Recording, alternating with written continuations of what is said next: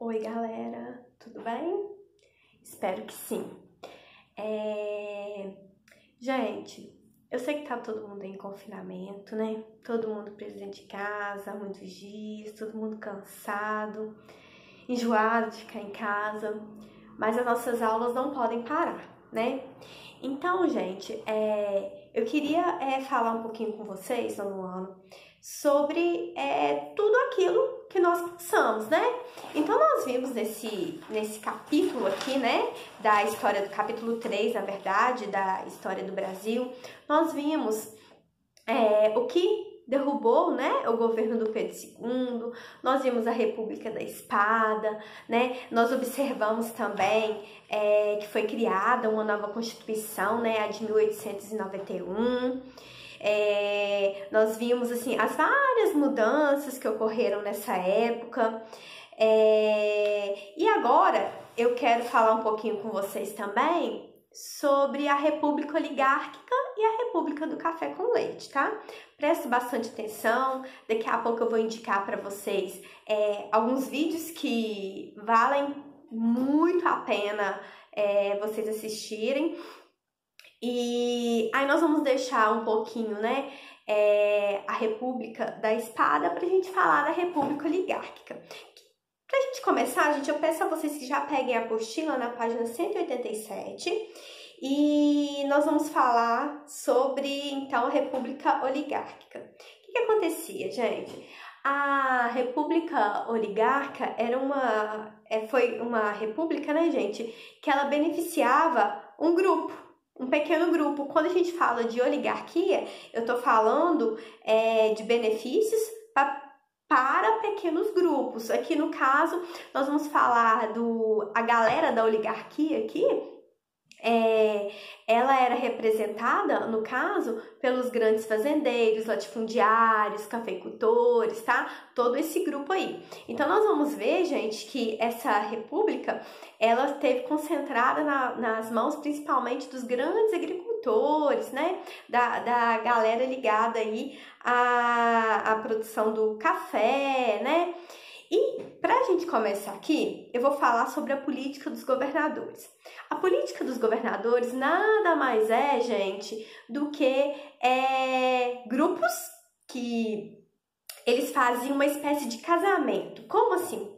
Por exemplo, ia candidatar, né, um presidente do partido A. O que acontecia? Para conseguir angariar muitos votos para esse presidente do partido A, ele fazia aliança com os governadores do estado, né? Então, por exemplo, o governador do estado de Minas, ele apoiava o candidato à presidência, né?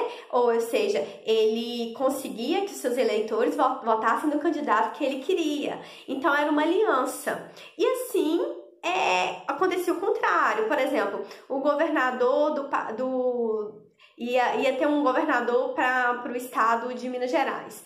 Aí o presidente fazia campanha para esse governador de Minas Gerais e assim ele ia conseguir ser eleito. Era realmente uma aliança, tá? Era um acordo. Se a gente for observar bem, hoje em dia o que acontece? Mesma coisa, né?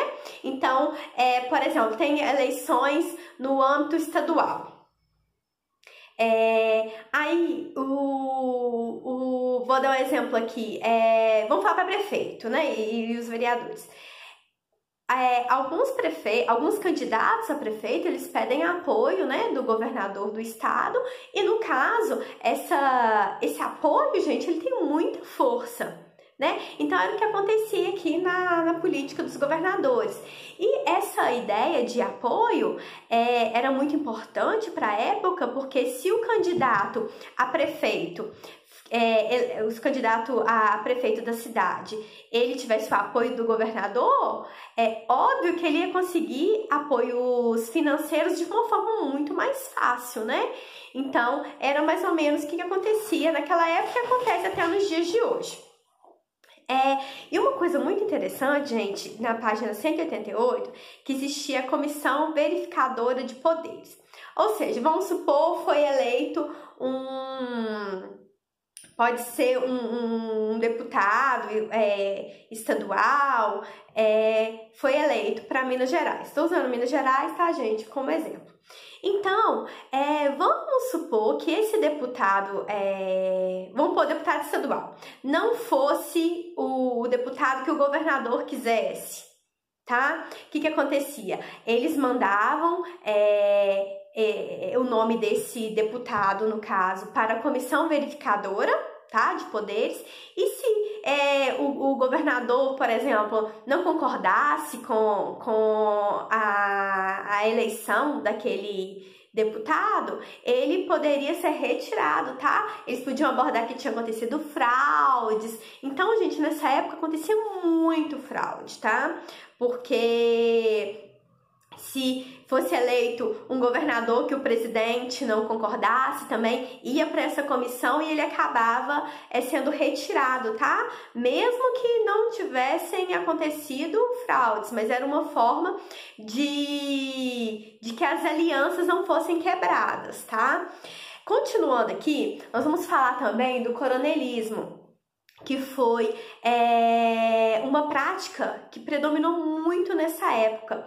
Inclusive, gente, eu vou mostrar para vocês daqui a pouco uma charge muito interessante, que ela é muito trabalhada, né, nos livros didáticos, que são trabalhadas em provas, falando sobre a questão do coronelismo. Gente, esse sistema do coronelismo, ele acontecia da seguinte maneira. Existiam pessoas de grande influência dentro das cidades, inclusive aqui em Memaçu, nós tivemos 2 coronéis muito famosos, que foi o Frederico Dolabella e Serafim Tibúrcio. Esses personagens, né, eles eram muito importantes porque eles acabavam auxiliando na política.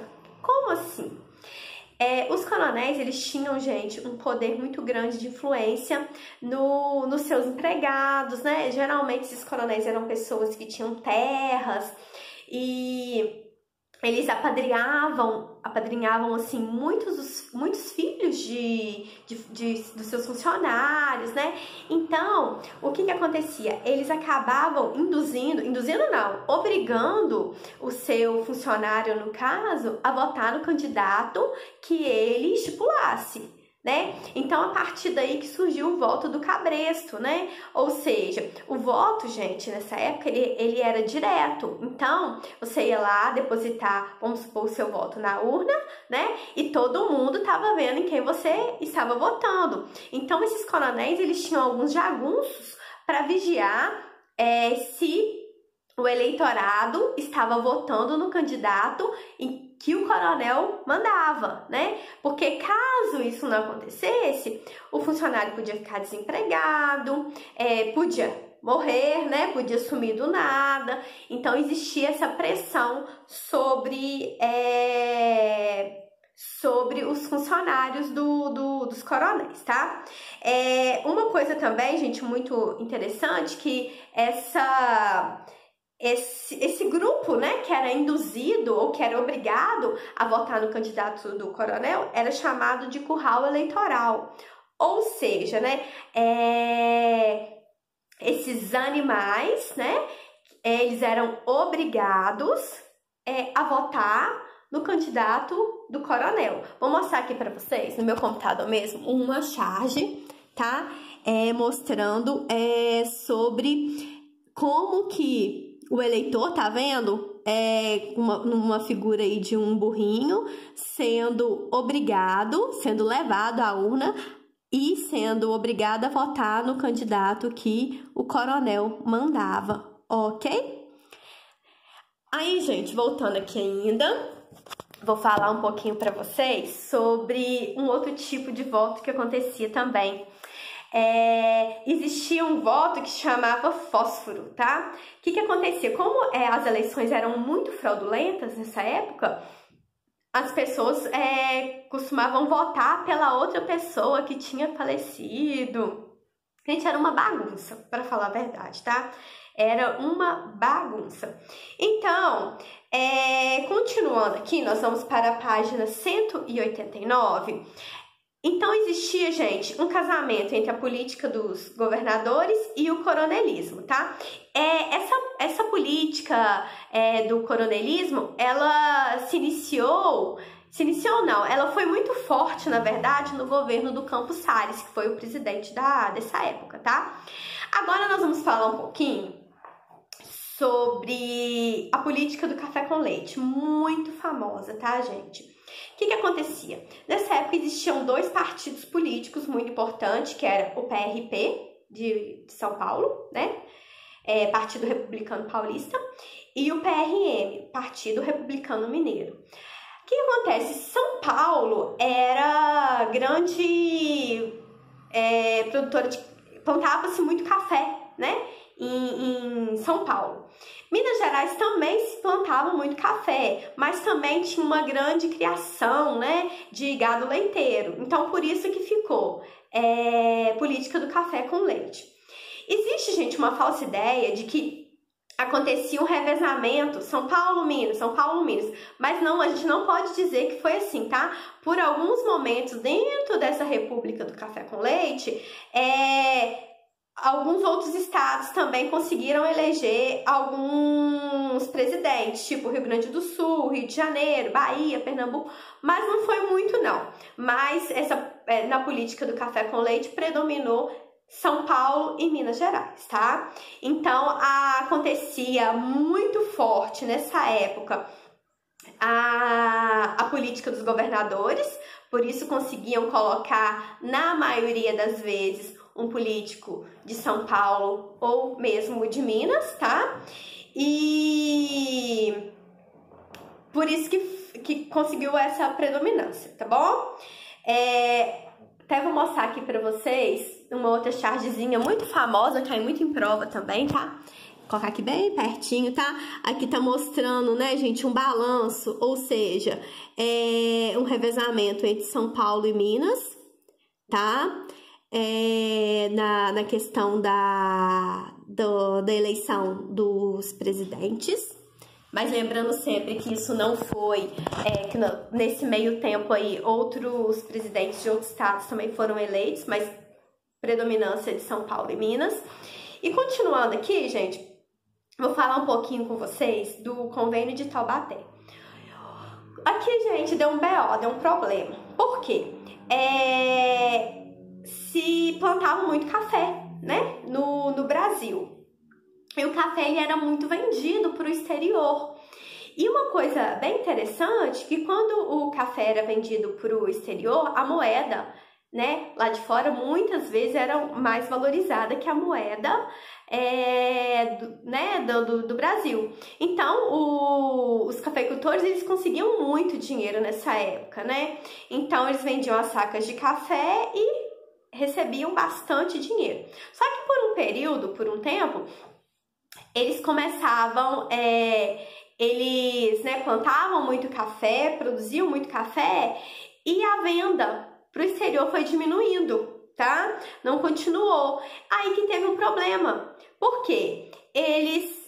A exportação foi diminuindo, mas a produção de café não foi diminuindo, ela foi só crescendo. Então, tem até um quadrinho aí, tá, gente, na página 189, que traz um comparativo bem bacana, ó, esse quadrinho aí que tá de amarelinho, tá vendo? Que tá mostrando, ó, se você for analisar os percentuais aí, né, você vai ver que eles estavam vendendo uma quantidade pequena com relação ao que se produzia. Se você for ver, ó, em 1900 se produzia 11.373 sacas, tá? Já em 1906 foi quase o dobro, só que o número com relação à exportação estava uma produção muito grande, tá? Depois vocês podem analisar aí o gráfico direitinho. Inclusive, gente, muito da exportação que estava acontecendo nessa época era do que estava no estoque, tá? É o que estava guardado. Então, os cafeicultores eles estavam preocupados. Aí, o que aconteceu? Vamos para a página 190. com a intenção, gente, de tentar auxiliar ou beneficiar esses grandes cafeicultores, foi realizada uma reunião, né, com os representantes, ou seja, os governadores do estado do Rio de Janeiro, Minas Gerais e São Paulo, lá em Taubaté, tá? Em São Paulo. Eles estavam querendo conversar, né, com os presidentes na época, com o presidente, aliás, na época que começou essa ideia do convênio de Taubaté, começou, na verdade, com Rodrigues Alves e depois foi discutido, né, continuou com Afonso Pena, que eram os presidentes, né, nesse período aí, né, e o que aconteceu? O governo, ele fez um acordo com esses cafeicultores, né, ou seja, para garantir que o preço do café não baixasse, por muitas vezes eles tentavam desvalorizar a moeda brasileira.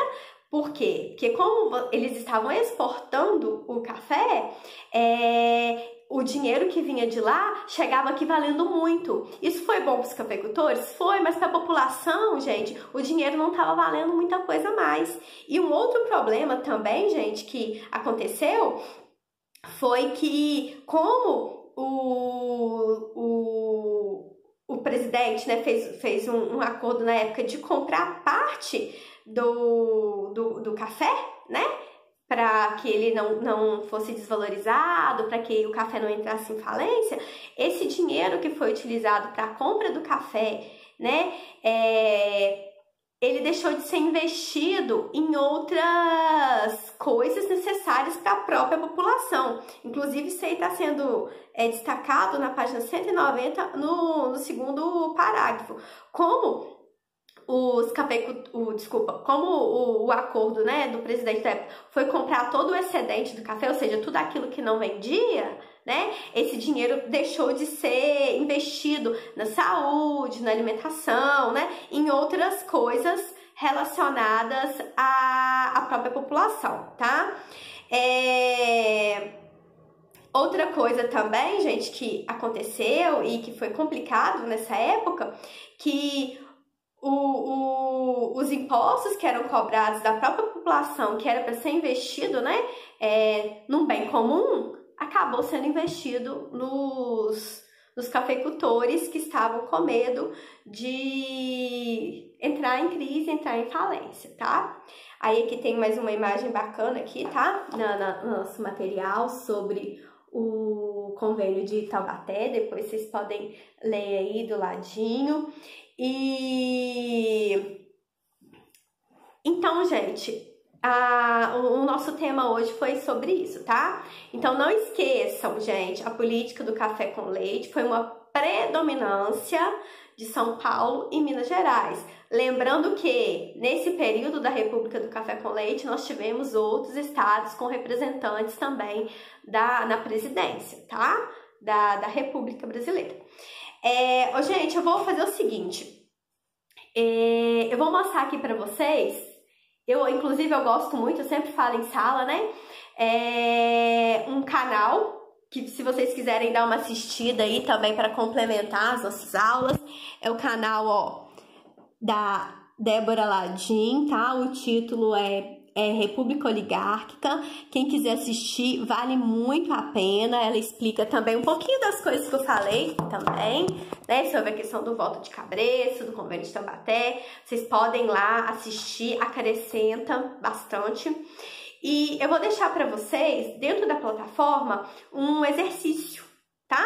Sobre essa partezinha aqui que a gente estudou hoje, que foi a República Oligárquica, República do Café com Leite, Convênio de Taubaté. Aí vocês façam, tá? Com bastante atenção. Qualquer dúvida eu tô à disposição. Espero que eu tenha ajudado um pouquinho. E vou mandando vídeos assim, tá? Na medida que nós formos dando sequência ao conteúdo. Obrigada pela atenção. Um beijinho pra vocês, tá? E fiquem com Deus.